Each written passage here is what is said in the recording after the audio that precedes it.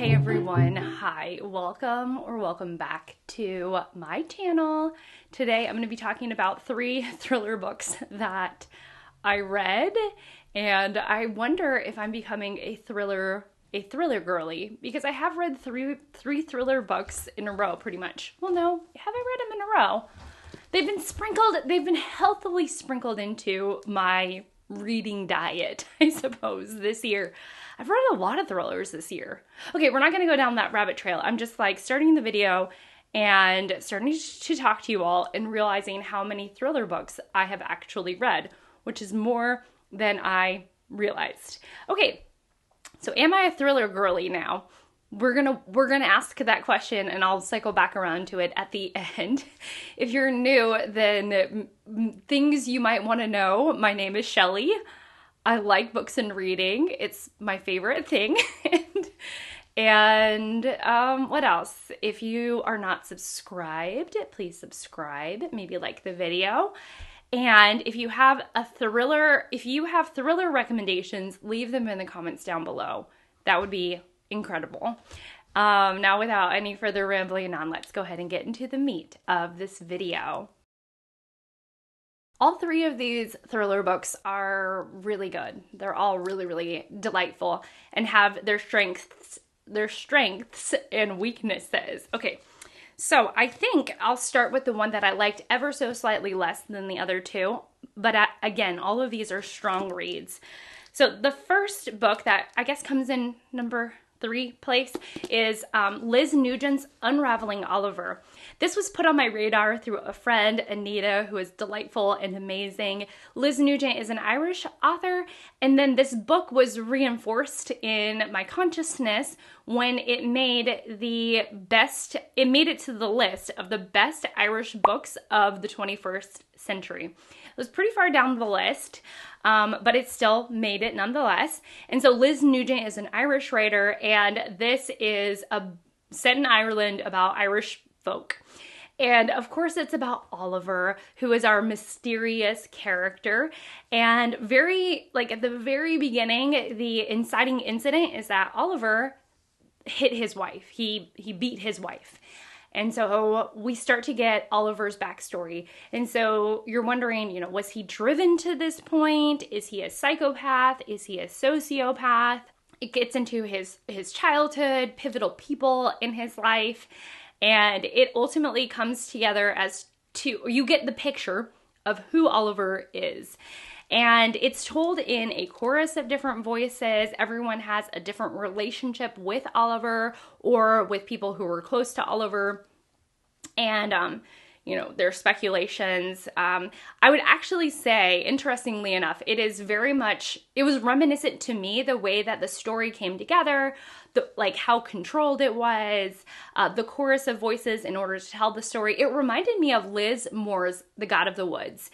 And one of the things that I liked about The God of the Woods is that it keeps you on the edge of your seat without taking you to ick territory, where you're like, I didn't want to know that about that character. That is disgusting. So I felt like Liz Moore knew the audience that she was writing for and really kept it on the restrained side. There was not a lot to dislike about the book. It was all like sort of above board. I don't know how to explain it. It just didn't get to that territory of like, that is disgusting or ick or gross, or you know what I'm talking about. Like, it crosses the line. It crosses the morality line. This book does the same thing. I mean, of course it opens with the horrendous act of Oliver being treacherous to his wife, which is not good. But from there, you learn more about Oliver. And after the inciting incident, you learn more about him, and it really stays on like the modest side of the line in terms of ick. So if you're somebody who's like sensitive to certain topics like me, I can't do certain child abuse things. That just really puts me off to a book. And I really appreciate when it sort of stays on a certain line of not crossing into that territory for me. Like, this stays on that side of the line where it's like I can read it and not have nightmares. So having said this, my one critique about it is that we have all these chorus of voices, And I felt like the narrative voice didn't change enough. You're telling, you have all these characters being introduced, and there's a part of me that's like, oh, I really want you to start showing off what you can do in terms of writing, whether somebody has an accent or somebody is, like, the voices are completely different. I didn't get that with this book. And that's okay. That might just be a testament to the type of writer Liz Nugent is, and the where her talent sort of ends or caps out. So I just noticed that when I was reading the different voices, it didn't feel like a very dramatic change in tone for each character, which is fine. It didn't really detract too much because the mystery was so interesting. I like books about singular people and really diving into that character and trying to understand their mindset and their psychopathy.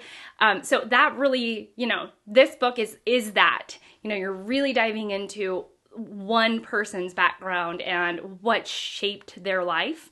And from that, we had some really, like, Anita, I read it with my friend Anita, and we had some great conversations that came out of it. So a good discussion book to boot. So that's Unraveling Oliver.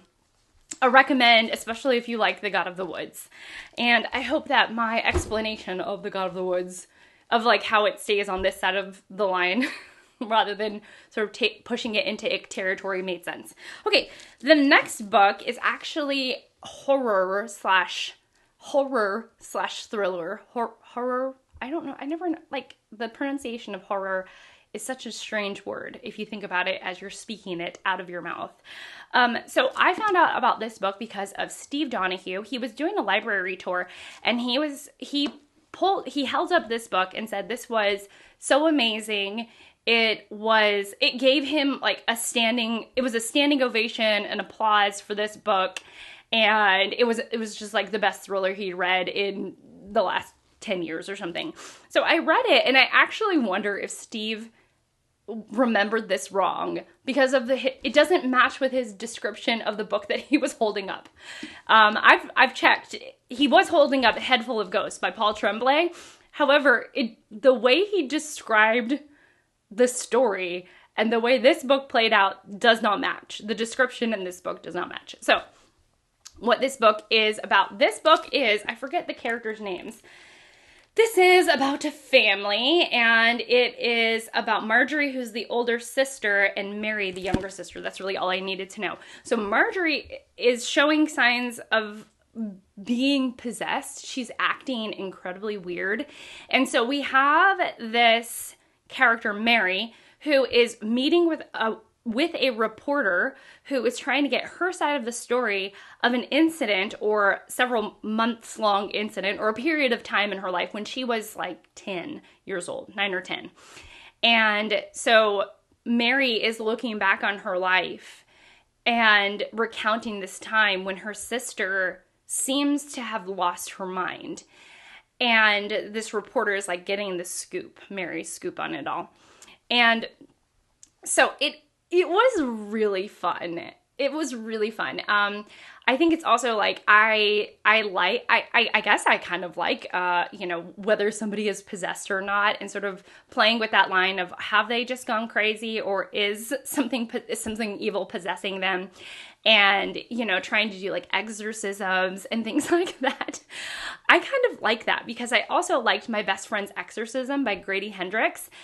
That is a little more campy. This is a little more serious, I think, but these are just marginal differences between the two books. I think that if you like My Best Friend's Exorcism, you might quite like Head Full of Ghosts by Paul Tremblay.